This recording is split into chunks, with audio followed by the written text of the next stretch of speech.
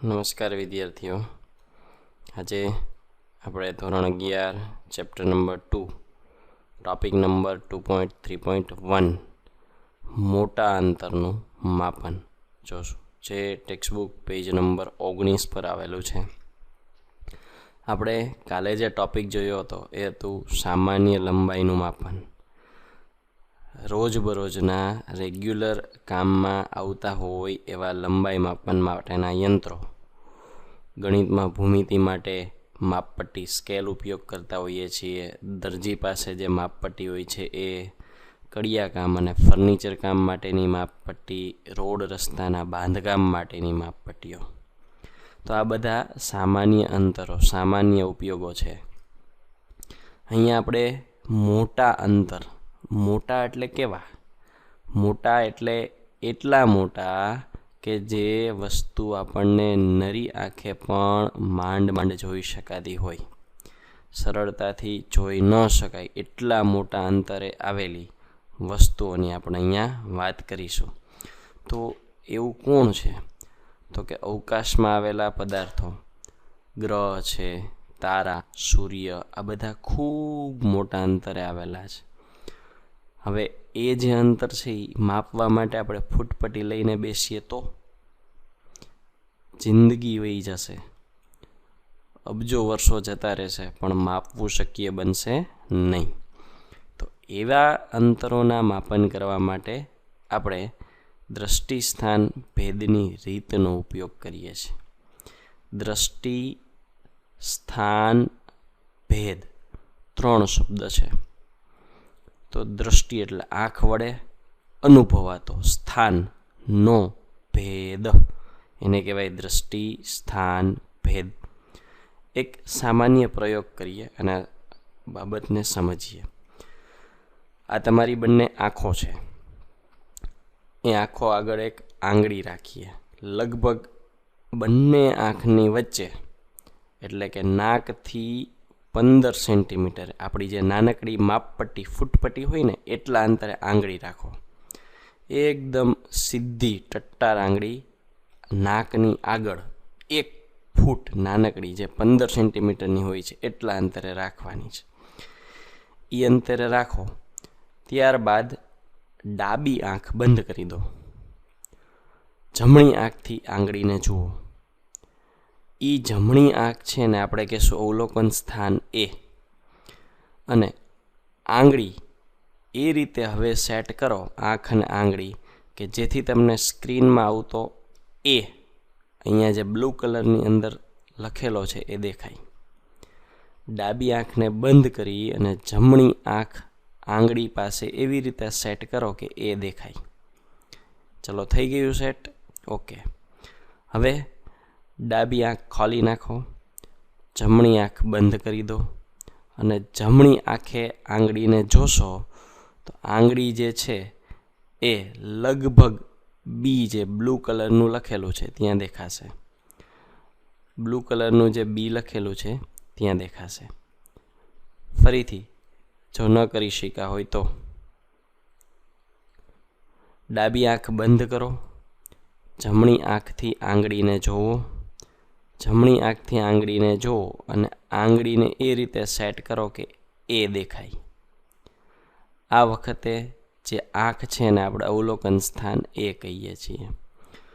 હવે ડાબી આંખ ખોલી નાખો, જમણી આંખ બંધ કરો. જમણી આંખ બંધ કરીને આ જ આંગળીને જુઓ.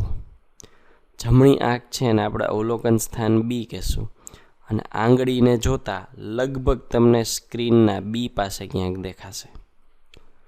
હવે આંગળી તો ત્યાં ને ત્યાં જ છે, પણ એક આંખ બંધ અને એક આંખ ખુલ્લી રાખવાથી ડાબી આંખ બંધ હતી ત્યારે જમણી આંખ વડે એવું લાગ્યું કે આંગળી એ પાસે આવેલી છે, અને જમણી આંખ બંધ હતી અને ડાબી આંખ ખુલ્લી હતી ત્યારે એવું લાગ્યું કે આંગળી બી પાસે આવેલી છે.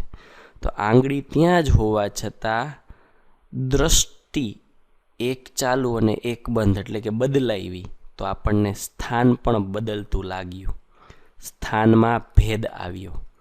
એ દ્રષ્ટિના બદલાવથી સ્થાનનો જે ભેદ અનુભવાય એને કહેવાય દ્રષ્ટિ સ્થાન ભેદ.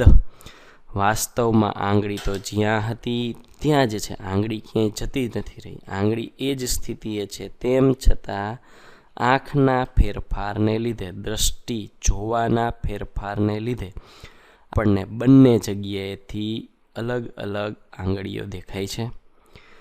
અહીંયા જે બંને અવલોકન સ્થાન છે, ડાબી આંખને આપણે બી કીધું, જમણી આંખને એ કીધું, એમની વચ્ચેનું જે અંતર છે એને કહેવામાં આવે છે પાયો.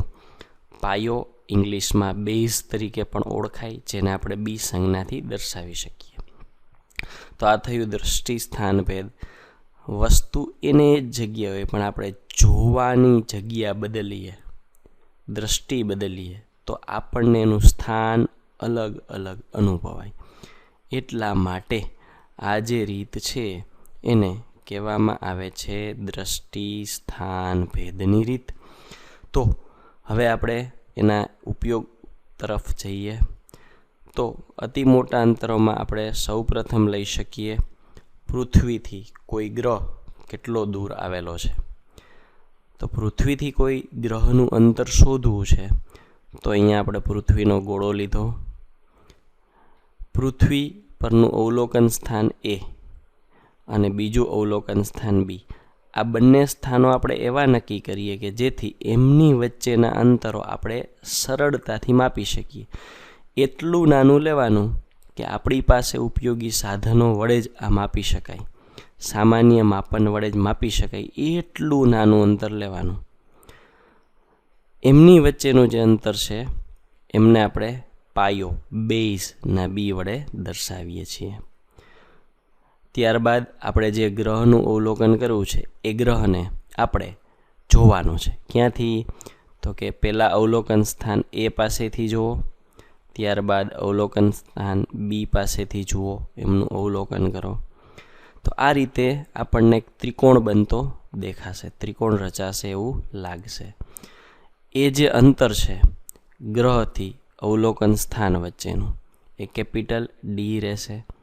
બંને બાજુ આ બિંદુઓ એવી રીતે લીધા, એવી રીતે અવલોકન સ્થાનો નક્કી કરવાના કે બંને બાજુથી અંતર એ જેટલું જ મળે. હવે બિનજરૂરી આકૃતિનો પાર્ટ આપણે કાઢી અને આટલા વિભાગ ઉપર આપણું ધ્યાન કેન્દ્રિત કરીએ. તો અહીંયા આ એક ત્રિકોણ જેવી રચના બને છે. આ બંને બાજુઓ વડે ગ્રહથી અવલોકન સ્થાનોને જોડતી રેખા એસથી એ અને એસથી બી બંને વચ્ચે ખૂણો રચાય છે. એ ખૂણાને આપણે નામ આપશું થીટા. તો આ તો આપણે હમણાં જ જોયેલી એક થિયરીને મળતું આવે છે, યાદ કરો. યસ, જે આપણે પૂરક ભૌતિક રાશિમાં સમતલ કોણ જોયો એ સમતલ કોણ જ છે.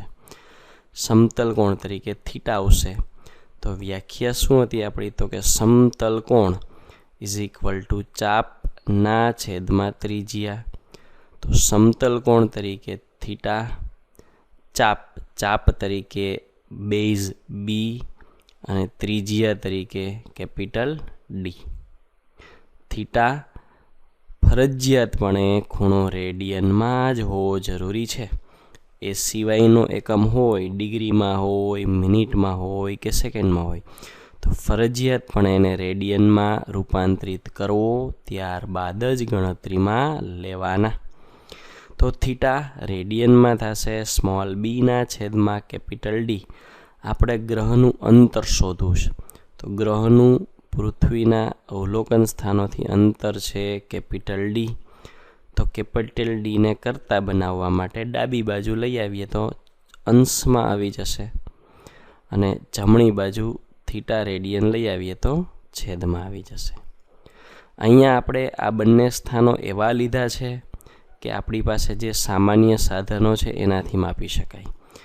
એટલા માટે બી છે એ ખૂબ નાના થશે. કોના કરતાં? તો કે પૃથ્વીથી જે ગ્રહ છે કરોડો માઇલ, કરોડો કિલોમીટર દૂર હશે અને આ છે એ માત્ર મીટરમાં હશે. તો આ રીતે આપણે કોઈ પણ ગ્રહનું પૃથ્વીથી અંતર શોધી શકીએ. આવો જ બીજો ઉપયોગ છે પૃથ્વી પરથી કોઈ ગ્રહનો વ્યાસ શોધવો હોય, આપણે જાણવું છે કે ગ્રહની ત્રિજ્યા કેટલી છે, વ્યાસ કેટલો છે, કેટલી સાઇઝનો છે, તો એ પણ શોધી શકીએ. પૃથ્વી પરથી કોઈ એક નિશ્ચિત જગ્યાએથી આપણે ગ્રહને અવલોકનમાં ધ્યાન લેવાનો છે. પૃથ્વી પર કોઈ એક નિશ્ચિત જગ્યાએ ઊભા રહી અને આપણે 2 બિંદુઓ અવલોકન કરવાના છે. આ પહેલું બિંદુ જેને આપણે A કહેશું, બીજું બિંદુ જેને આપણે B કહેશું. અને આ બિંદુ એવી રીતે સિલેક્ટ કરેલા છે, પસંદ કરેલા છે કે જેથી એમને જોડતું અંતર એ ગ્રહનો વ્યાસ D બની જશે. એવું કહી શકાય કે ગ્રહના વ્યાસના છેડાના બિંદુ A અને B, એટલે કે વ્યાસના અંતે આવેલા બિંદુઓ, વ્યાસાંત બિંદુઓ એવો શબ્દ પણ વાપરી શકાય. તો આ રીતે આપણે પૃથ્વી પરથી ગ્રહના વ્યાસાંત બિંદુઓનું અવલોકન થઈ શકે એ રીતે ગોઠવ્યા છે. હવે આપણે પહેલી રીતમાં પૃથ્વીથી એ ગ્રહનું અંતર તો શોધી જ લીધું છે. તો ત્યારબાદ અહીંયા બંને અવલોકન દિશા વડે આવરિત થતો ખૂણો થીટા લઈએ. કેપિટલ D જે આપણે આગળની પદ્ધતિમાં શોધી જ લીધા છે એ આપણને અહીંયા કામમાં આવશે. તો ફરી પાછો આ એની એ જ સ્થિતિ આવી. સમતલ કોણ ઇઝ ઇક્વલ ટુ ચાપના છેદમાં ત્રિજ્યા, જ્યાં સમતલ કોણ તરીકે થીટા આવશે, ચાપ તરીકે D જે ગ્રહનો વ્યાસ છે એ આવશે, ત્રિજ્યા તરીકે કેપિટલ D. ગ્રહનો વ્યાસ ખૂબ નાનો છે. કોની સરખામણીમાં? તો કે એના અંતરની સરખામણીમાં. પૃથ્વી છે એનો વ્યાસ અંદાજિત 12,000 કિલોમીટર છે, જ્યારે સૂર્યથી અંતર જો જોવા જઈએ તો સૂર્યથી અંતર લગભગ 10⁻14 એટલે કે 1 પછી 14 મીંડા જેટલું મોટું છે. આટલું મોટું આ અંતર હોય છે. અહીંયા આપણે શોધવાનું છે ગ્રહનો વ્યાસ, જે સ્મોલ d વડે દર્શાવ્યો છે. તો સ્મોલ ડીને કરતા બનાવવા છે તો કેપિટલ ડીને આપણે ડાબી બાજુ લેશું તો છેદમાં હોવાથી એ અંશમાં આવી જશે. તો નેક્સ્ટ સ્ટેપ થશે D ગુણ્યા theta radian is equal two small d. ફરી પાછો ઉલ્લેખ કરીશ કે અહીંયા ફરજિયાત થીટા છે એ રેડિયન એકમમાં જ હોવો જોઈએ. ગોઠવીએ થોડું પ્રોપરલી તો small d is equal two capital D into theta. એકનું એક જ સૂત્ર છે, પરંતુ આપણે શોધવાની ભૌતિક રાશિ બદલે એટલે સમીકરણમાં માઇનોર વેરિએશન આવે. તો આ થયો ગ્રહનો વ્યાસ સ્મોલ d. સમરી આપણે ફરી પાછું ટૂંકું રિવિઝન કરી નાખીએ. પૃથ્વીથી કોઈ ગ્રહનું અંતર શોધવું છે. પૃથ્વી લીધી, પૃથ્વી પર કોઈ 2 અવલોકન સ્થાનો A અને બીજો અવલોકન સ્થાન તરીકે B લીધા. એમને જોડતી રેખા એટલે કે એમની વચ્ચેનું અંતર સ્મોલ b થશે. આપણે જે ગ્રહ માટે અંતર શોધવું છે S અને એને જોડતી રેખા, બીજું S અને Bને જોડતી રેખા, એ જે અંતર છે એને આપણે કેપિટલ D વડે દર્શાવીશું. અહીંયા આ બંને રેખાઓ વચ્ચે બનતો ખૂણો જેને આપણે થીટા કહેશું. તો સમીકરણ થશે સમતલ કોણ ઇઝ ઇક્વલ ટુ ચાપના છેદમાં ત્રિજ્યા, સમતલ કોણ તરીકે થીટા, ચાપ તરીકે B, ત્રિજ્યા તરીકે કેપિટલ D. તો થીટા રેડિયનમાં ઇઝ ઇક્વલ ટુ બીના છેદમાં કેપિટલ D. ગ્રહનું અંતર એટલે કે કેપિટલ D શોધવા માટે એને કરતા બનાવીએ તો capital D is equal to B upon theta રેડિયનમાં. B છે એ ખૂબ નાના હશે Dની સરખામણીમાં. બીજો ઉપયોગ છે પૃથ્વી પરથી કોઈ ગ્રહનો વ્યાસ શોધવો. પૃથ્વી અહીંયા આપણે જે ગ્રહનો વ્યાસ શોધવો છે એ ગ્રહને દર્શાવીએ. પૃથ્વી પર કોઈ એક બિંદુથી અવલોકન કરીએ. અવલોકન એવી રીતે કરવાનું કે 2 બિંદુઓ જે ગ્રહ સુધી પહોંચતા હોય એવા લઈએ. તો પેલું બિંદુ છે જેને A કીધું, એવું જ બીજું બિંદુ B લેશું. એમને જોડતો રેખાખંડ દોરીએ તો એ રેખાખંડ કોના જેટલો થવો જોઈએ? ગ્રહના વ્યાસ જેટલો. તો આ રીતે અવલોકન કરી અને આકૃતિ દર્શાવીએ. આ છે એ ગ્રહનો વ્યાસ સ્મોલ ડી. હવે ગ્રહનું પૃથ્વીથી અંતર કેપિટલ ડી, જે આપણે પહેલાંમાં મેળવી લીધેલું છે. અહીંયા પણ કેપિટલ ડી. અવલોકનકારે આ બંને બિંદુઓ વચ્ચે બનાવેલો કોણ, એને આપણે નામ આપીશું થીટા. સૂત્ર થશે સમતલ કોણ ઇઝ ઇક્વલ ટુ ચાપના છેદમાં ત્રિજ્યા સમતલ કોણ તરીકે થીટા. ચાપના છેદમાં અહીંયા આપણે સંજ્ઞા બદલાવીને સ્મોલ ડી કરી છે, ત્રિજ્યા કેપિટલ ડી. તો થીટા રેડિયનમાં સ્મોલ ડીના છેદમાં કેપિટલ ડી. સ્મોલ ડી છે એ ખૂબ નાનું થશે કેપિટલ ડીની સરખામણીમાં. ગ્રહનો વ્યાસ એટલે કે સ્મોલ ડી શોધવું છે. તો સ્મોલ ડીને કરતા બનાવો. તો સ્મોલ ડીને કરતા બનાવવા માટે કેપિટલ ડીને ડાબી બાજુ લઈ આવીએ. તો capital D into theta radian is equal two small D. આ રીતે આપણે ખૂબ મોટા અંતરો પણ શોધી શકીએ. થેન્ક યુ વિદ્યાર્થી મિત્રો.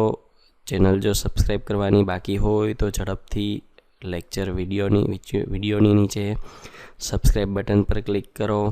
ક્લિક કરવાથી બાજુમાં બેલ ઘંટડી નિશાની આવી જશે, એના પર ક્લિક કરો. એના પર ક્લિક કરવાથી 3 ઓપ્શન ખુલશે, એમાંથી ઓલ સિલેક્ટ કરો, જેથી જ્યારે આવા વિડીયો અપલોડ કરવામાં આવશે તમને મોબાઈલમાં એમનું નોટિફિકેશન આપોઆપ જ મળી જશે.